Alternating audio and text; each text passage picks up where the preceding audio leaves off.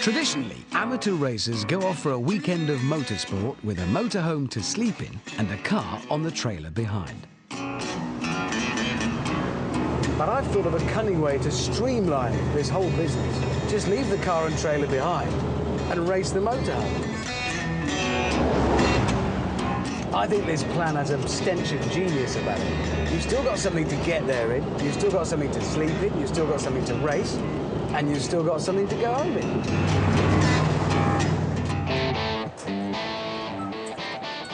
To test this theory, I've come here to Essex Raceway in Essex.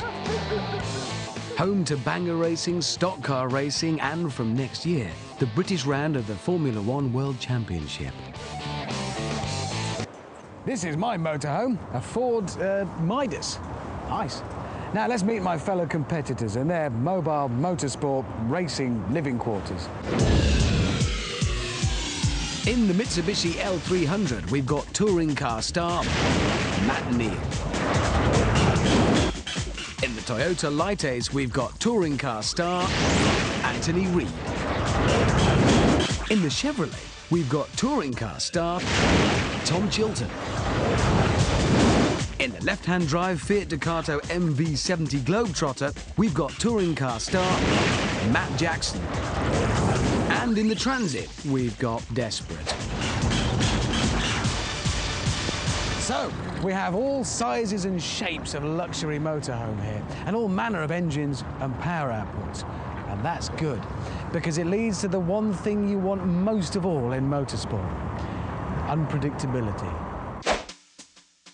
And the unpredictability doesn't end there, because motorhome racing brings with it a whole new set of tactical decisions.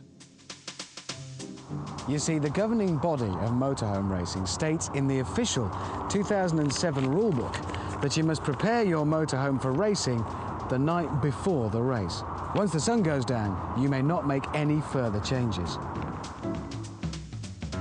Which leaves you with a dilemma. Do you strip it out and endure a terrible night's sleep that means you're not on form for the race? Or do you leave the luxuries in place and then face having to compete with all the extra weight on board?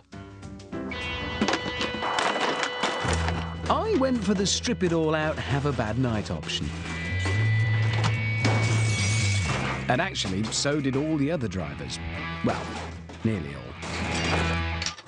Gravy juice, pan, warm, peas, carrots, add.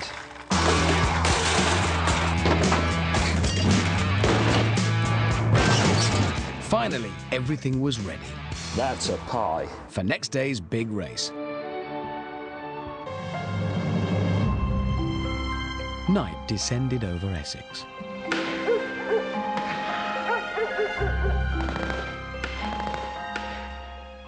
Morning broke over Essex. It was time to celebrate the birth of a new motorsport.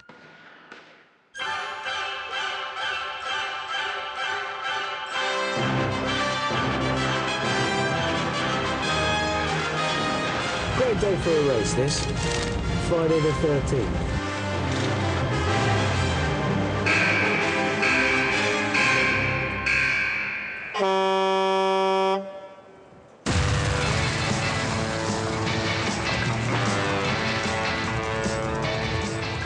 As one of the sport's co-founders, I was in car number 1, and James was in car number 6.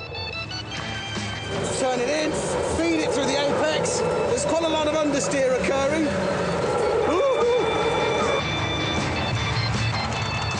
Now, the point of this sport is that you should be able to drive your motorhome home again. So the rules are simple: 15 laps and no body contact.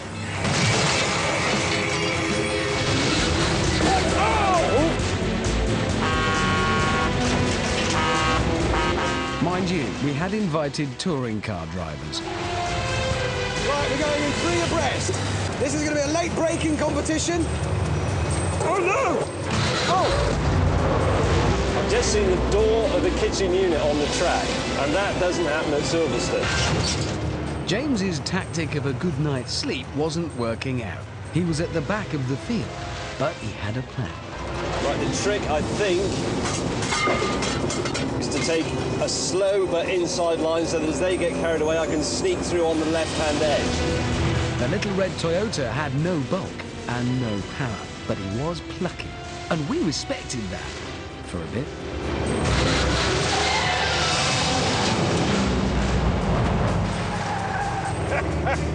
But with some aerodynamic tweaks, the Toyota found some speed. No, the Toyota's gone through!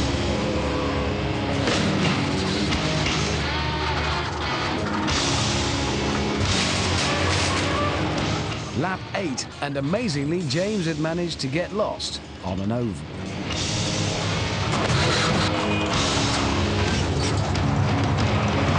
On lap 10, I lost a bit of structural rigidity. Oh, nuts! Maybe a slight touch there. Most of this will clean up. Most of that will clean out. I'm having a burst of power, and it's not coming from the own motor. With just 3 laps to go, the red mist descended.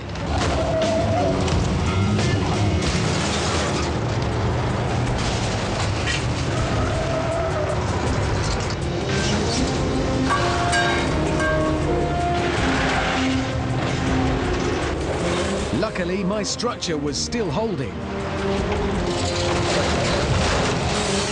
No, it wasn't. Oh, Heaven's gone! Lightness is everything. Whoa. That shelving unit was my downfall. Bloody pikeys. Oh, right at my inside line! On the checkered flag, the little red Toyota was first, and I came home third.